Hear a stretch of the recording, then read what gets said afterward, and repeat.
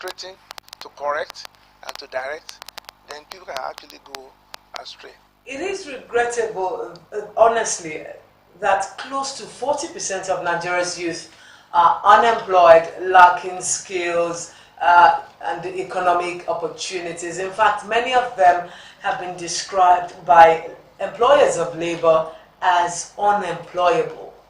Is the government also to blame here? Or is it safe to say that these youths are culpable too? Oh, definitely. I believe the youths have their own fault. In fact, a lot of the blames can be put um, at their behest. Why? If you are sent to school, anybody who thought or believed that going to school would benefit you, I believe you also owe it a duty to yourself to make the best of that opportunity. That is not happening. Like I said, there are influences around. Maybe they've seen some entertainers that claim they are making money or making money, and they just want to be like that person, not knowing that the route to that stardom is not going to be the same. Okay, so we can blame the youths because a lot of them today see going to school as a favor for their parents. Oh, my dad just wants me to do this, and I'm going to do it just to satisfy him. And when you have that kind of attitude, then that the unemployment rate that we are talking about is a consequence of the multiplicity of higher institutions and the unfortunate closure or cancelling of other levels of education. Why is it that we don't have technical colleges?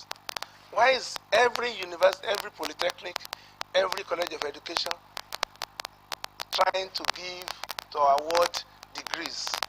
What's wrong with having higher national diploma? I had a diploma before I even went to, no, I started a diploma before I went to university, and I completed it while I was still in university. Okay? So, and that's the diploma that I had is still part of the qualification I have today. In fact, it was my background for communication. I studied English, but I had my diploma in my second year. So, combining those two already, only the fact that 40% of our youths are not employed is also a consequence of people living in the past. In those days when you graduate, many people will be, in fact, by the time you are doing your youth corps, they come and interview you from universities then, even polytechnics, very few. But today the number has increased exponentially to the extent that there is no office, there is no job that is waiting for anybody anymore. Forget it. Look, in Nigeria, the federal Dr. government... Adamalekon, are the youths to blame? Did government plan for the growth in population, which we have seen over the years and continues till today? Yeah, it could be on both ways. Okay. Definitely, you can blame the government for not creating jobs. But you see, what was the population about, say, 20 years ago? We were talking about 170 at that time. Today we are talking about 200 plus. Unfortunately, few. And it was possible for government at that time to manage or to fund those institutions.